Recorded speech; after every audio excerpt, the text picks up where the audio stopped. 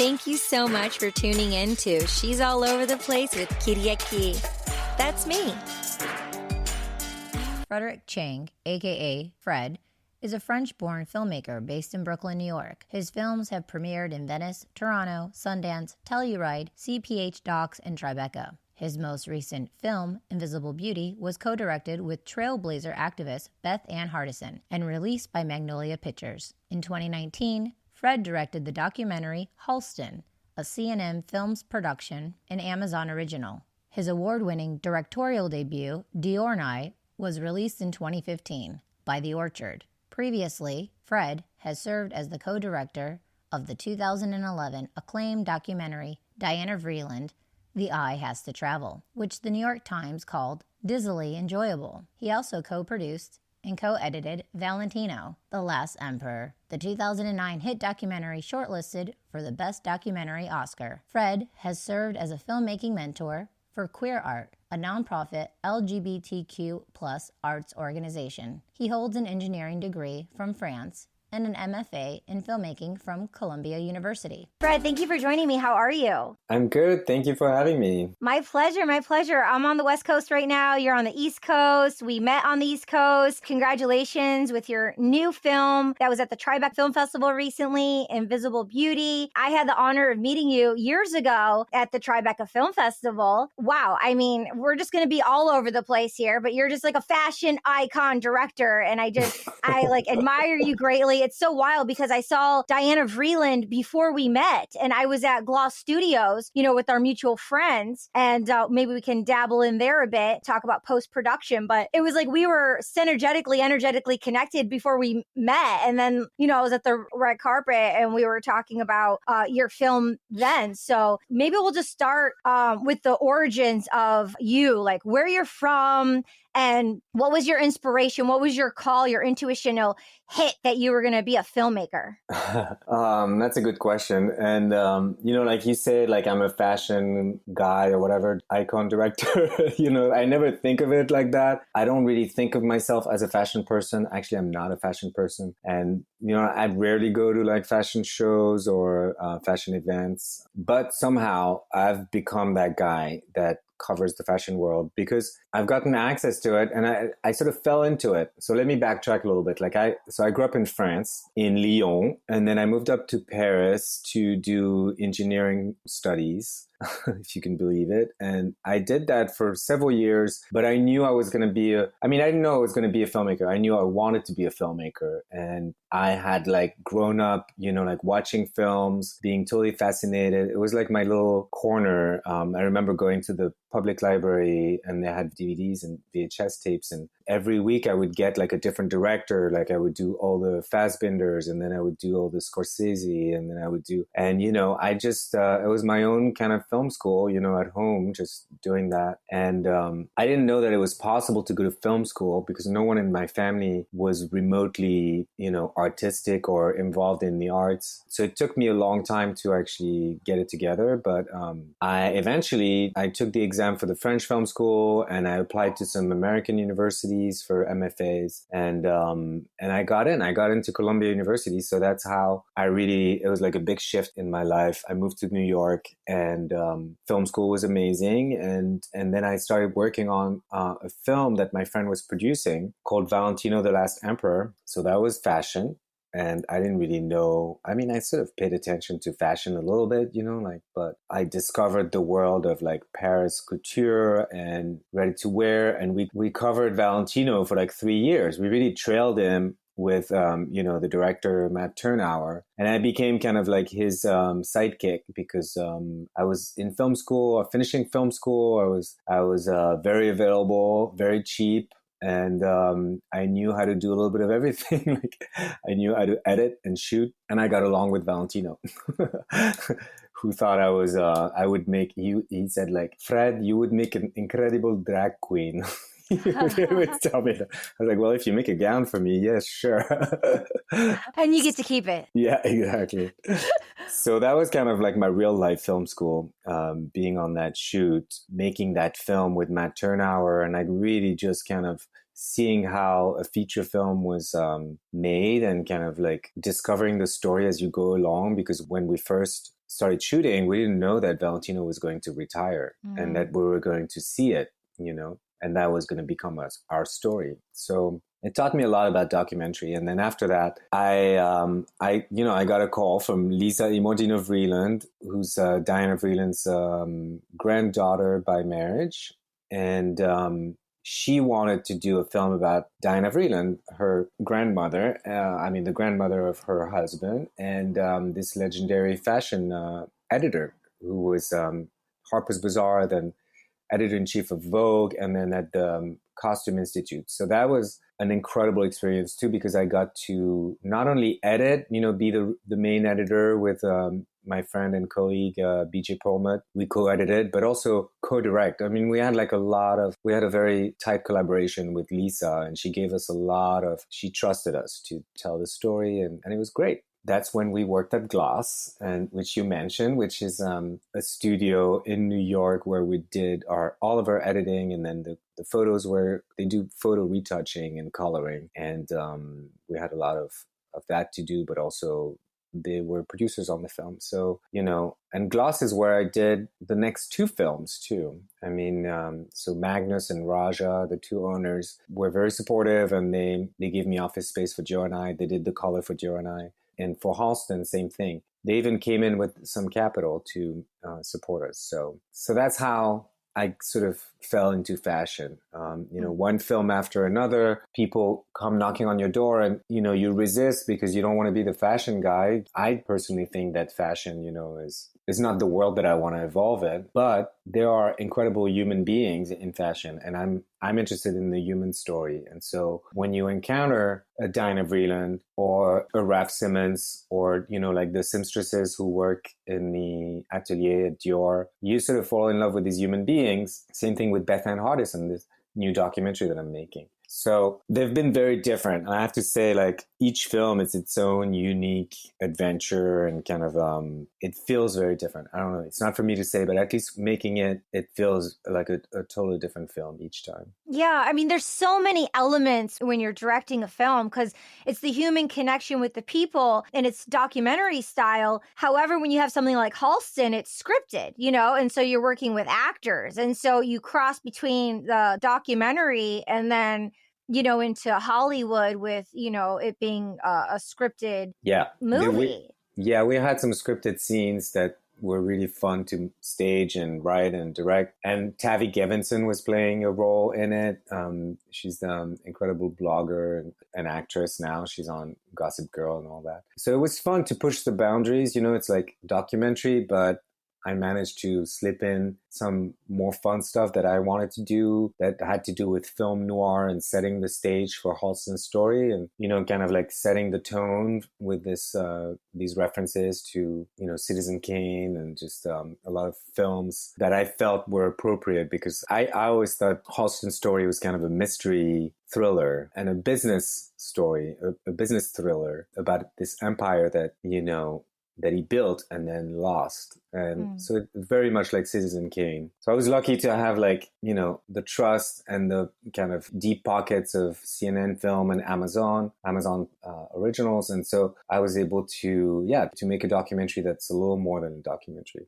Yeah, and just the aesthetics and the quality in each one, it's its own period, and how you capture the essence, the aesthetics and the color in each of the films. Like, they're so colorful that, like, all the films I've seen that you've done, they're just like, they're all so specific, and they have this energy that just pops off the screen that's so raw and edgy, but it's like sleek, but it's raw, and it captures the energy and the excitement of the fashion times and the times of those periods, specifically, Halston, in that era during the 80s. Yeah, thank you so much for phrasing it that way. For me, it's like immersive, like going to the movies. Ever since I was a teenager, for me, it's all about being transported to another world and being in someone else's shoes. And, it has to do with like empathy. And so I'm trying to push the viewer to really just relive all of these events and kind of like,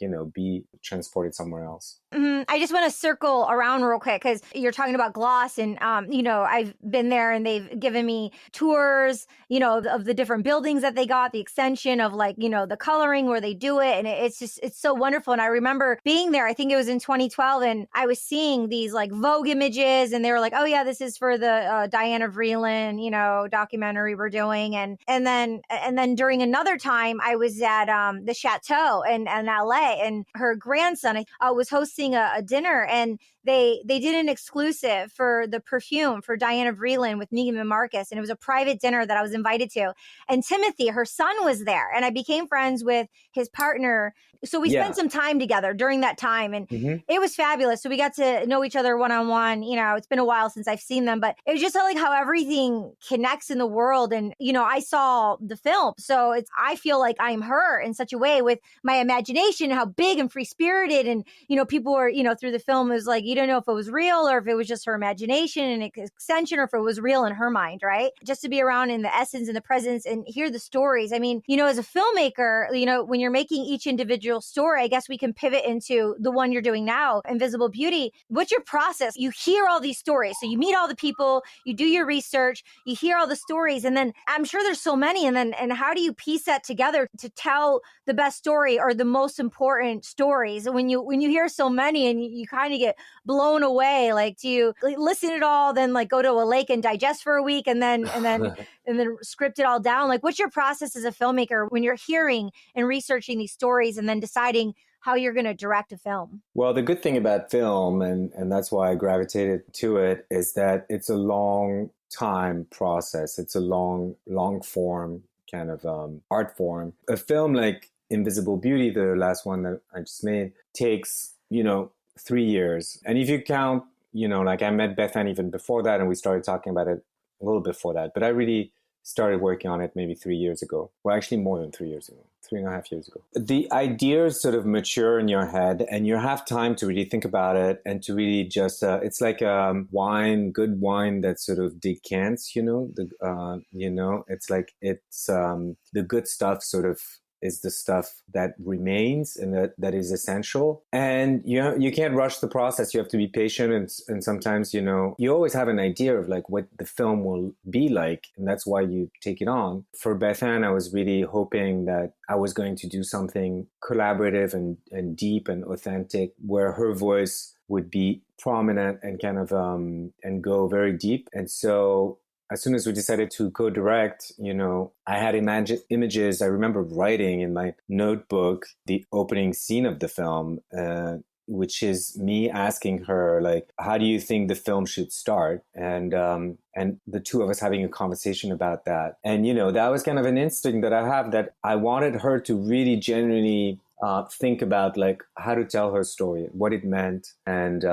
And the process of memory was very important. This is someone who's, an older woman arriving at this stage of her life where she's looking back for the first time, and she needs to tell the story to the audience. And so for me, it had to do with like these glimpses of memory, these glimpses of your life that flash by. And I wanted to translate that into a film form, a documentary form. So that's how we open the film. I mean, it's not the first scene, but it's like really early in the film. It's just like her trying to figure out how to start the story and seeing all these different flashes of important moments, or not necessarily important moments, but just, memory can be a little random. So it's just these flashes of beauty, flashes of emotion, protest, anger, and all of that kind of swarms in your head. And I wanted to put the audience kind of like, again, transport them into the head of Beth Ann Hardison, and what it means to be her and to be reflecting back. So speaking of this beauty icon,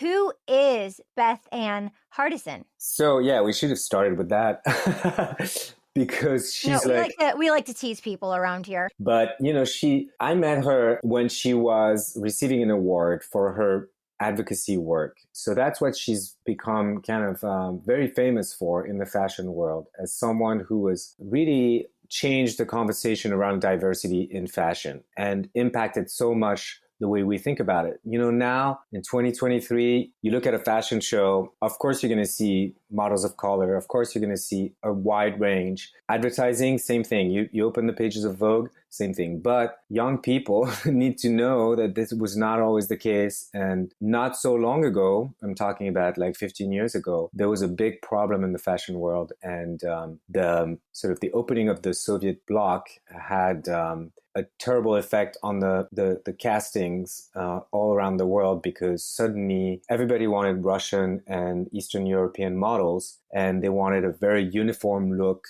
blonde girls, very skinny, no personality. It was all about kind of just being a coat hanger. And the first casualty was the model of color. So Beth Ann really spoke up, and she was the one who could do that because she's been in the fashion world forever. I mean, she started as a model herself, and she was one of the first Black models to really come into the scene. And she has a very unique look. I mean, she had, even when she was young, she was very athletic, boyish looking, short little afro. So she looked like, and very dark skin, which was not easy in the late 60s, for the fashion world to accept. And then after being a model, she was, I'm talking like a model who's like showing in Paris. She was at the Battle of Versailles, this iconic fashion show that took place in 73, where 5 American and 5 French designers sort of competed, and the Americans won, this sort of watershed moment. So she was part of that. She's the one who really brought down the house actually that night, because she had such a walk, such a show-stopping walk, that people threw their programs up in the air. So she was, she had already made a big mark, and then she decided to transition to being an agent. She challenged the industry by offering kind of not only a white model, great white models. She had great white models, but also Asian models, Puerto Rican models, brown, Black models, all kinds, because that's what she found beautiful. And at the time, it wasn't really, the agencies didn't really, maybe you had an agency that was a Black agency, but the main big agencies like Elite and all of that, they had less diversity. And she really broke the mold and discovered and championed a lot of the great models of the 80s, like Veronica Webb, Kimora Lee Simmons, and Tyson Beckford, who is, you mentioned, he's still around. He was at our premiere actually 2 weeks ago. And he's... and the other lady was there too, the Simmons lady. She was there supporting. Kimora Lee Simmons, yeah. Saw her on social media promoting it. Yeah. I should check it out because I haven't seen her account. Yeah. Yeah, I saw a lot of my followers and people I follow and people here and there. They were really, the African community was really showing up and supporting your film. It was great to see everyone come together. I mean, I have an affinity for fashion, but when I connected with Tribeca and they gave me the list, like, who do you want to cover? This was one of the most important things to my heart and soul, just like Halston was years ago, a few years ago as well. Because diversity is so important to me. I grew up Greek American. And so, although I look like blonde hair, blue eyes or whatever, like I always felt displaced in such a way. And I can only imagine the extent of, the other diversity, that you mentioned. So for me, if I can hold space for African American communities and I can hold space for Latina communities, I feel like it's my civil duty to do so. Like I would want people holding space for me. And if people perceive me in such a way, how people do, because they just do, it just lights me up inside. Like I love culture. I love stories. I like hearing and caring and sharing. So like it was really important for me to cover this film, and just to reconnect with you again. Yeah. Like I said, like my friends on the social media and just some acquaintances of, some well-respected people in the industry. It was neat to see them all come together to support your project and this story and this beauty icon. And I would have never known who she was. And it's like, so you met at an award show, like, and so you just met and then had the idea and it birthed, or did someone introduce with the idea of this could be a possible thing? So, like I did a short film for the award show. That's how I actually met Beth Ann, because they needed like a 3-minute film to introduce her on stage. And I did that, and I met her, kind of fell in love with her and with the way she was telling her story. And we did very quickly. I interviewed her for like 5 hours. So I got a primer on like what her story was. And then we kept talking over the years about Invisible Beauty, because she had started a film called Invisible Beauty. It was very different from what we ended up doing. It was a separate film in many ways. It was a film about 3 models navigating the fashion world, and it was kind of an expose of the fashion industry. 3 Black models. And over the years, we kept talking, and I told her that the film should be about her, that I was more interested in her, because to me, she was like Diana Vreeland, except she was alive. Like, she was there in front of me, so I could have access to her. And it was a tremendous gift. And a lot of people had told her that, she should be the center of a film. And so eventually the idea sort of progressed. And then after I finished Halston, that's when we really started reconnecting and being like, okay, now I want to do your film. That's what I told her. I want the next project to be Invisible Beauty, but I want you to do it with me. I want you to co-direct with me. That's the only way that I can do it. So, she was a little surprised. She didn't expect it, but she was pleasantly surprised. She was like, oh, that's interesting. That's how we became the partnership. For me, it was really about a partnership and a collaboration. And a lot of people tell me like, oh, weren't you afraid that she was going to, control the project? Like, the subject is going to just want to present themselves in a flattering way, but not Bethan. Like, I knew that Bethan was a very intelligent human being and also a very true human being. Anyone who's known her or been to one of her town hall meetings or press conferences, she'll tell the truth, whether you like it or not. And she was gonna do the same about herself. And also, like, I knew that I could get behind her message 100%. That was important for me, to just kind of align myself with the subject if I was going to be in the trenches with them, Yeah, I love that. And I think it's so prolific too, because of everything you just shared. Also, when you hear stories, it's rare. There's some stories out there about the agent or the manager, right? But the lens of her, it's so unique in its own right. And so many people just would never know unless, you made the choice to tell the story. But I hear the palette and the wine of, of the transformation that you shared of like, okay, you had a little taste of it. You had a little sippy, and then it marinated, sat with you. You were doing Halston. And then when, your full body of Halston was, and you had a clearing of a canvas, you're like, oh, that tasted good. Like, you kind of like, which were my tasters? And then you decided, to take the next steps and to make this happen, Yeah. So the thing is, I'm a union actor, right? And so we have the union, and it's kind of like a baseline for certain standards in entertainment. And then with music, there's not. There's no contract, there's no union for artists, for musicians. So, you as a filmmaker, are you a part of the Directors Guild? No, I'm not. Or the Producers Guild? No, I'm not. Okay, so then even more of where I'm going to. Most people aren't connected or associated. So you have your education, you have your trust, your faith, your instincts, your human personal connections, the quality of your choices. And then you go and you make this partnership. It's an idea, right? That forms out of nothing. It's a creation that turns into matter. And to have this consistency and this stability, what are some positive attributes, tools that you do for fellow filmmakers out there wanting this dream to make it more concrete, to have a plan of action for short-term, medium-term, long-term goals? Because, you see the start, and we're talking about some of these birthing ideas, and then there's the through line, and then people mostly see the end, and then the gift is hearing like the beginning of the birth of it. But going into the arc of the through line about making sure it gets made, like how do you pivot and some tools that you utilize to make this come into fruition? That's a tough one. I could talk about what works for me. I just work a lot. There's no formula. You just have to do your homework, If you really are interested in a subject, read everything that you can find about it. If you really want to break into a certain world, like try to educate yourself about that world. And then, that's how I work. Some people are better at just kind of like fake it until you make it. Like, I'm not really that person. But, sure, you could do that. I think you have to be also very attentive to your own desires and your own instincts. I think, when you ask me, like, well, how do you know how you're going to tell the story? You have so much footage, so much information. That's what it's about. It's about listening to yourself a little bit and like, what are you attracted to? Like, oh, you're having this reaction. When you hear this story, you're suddenly very excited. Like, you have to pay attention to that. That means something is close to the core of what animates you. So you have to follow that more, you know?